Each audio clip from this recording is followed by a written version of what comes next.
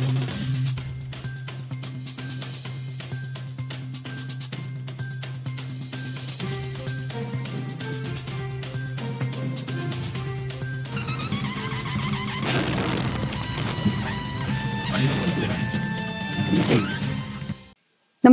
आपण पाहता Hirkani news. Hirkani news प्रत्येक क्षण ताज्या घडामोडी आणि महत्त्वाच्या प्रत्येक बातमीसाठी नेहमीच. कोल्हापूर जिल्ह्यातील टाकळी औद्योगिक वसाहत प्रस्ताव रद्द करण्यासाठी उद्योग मंत्र्यांशी चर्चेचे शरद पवार यांचे आश्वासन.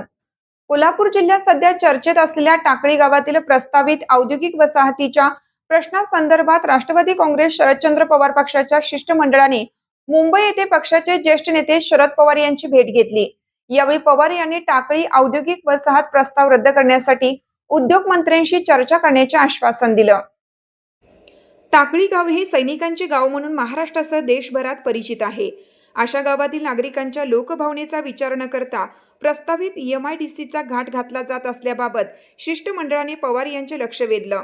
औद्योगिक वसाहतीसाठी जमीन गायरान असून ती गावाच्या लोकहितासाठी वापरण्यात यावी, तसेच त्या ठिकाणी सैनिक शाळा आणि सैनिकांच्या हिताशी संबंधित विविध उपक्रम उभारण्यात यावेत, अशी गावकऱ्यांची मागणी आहे.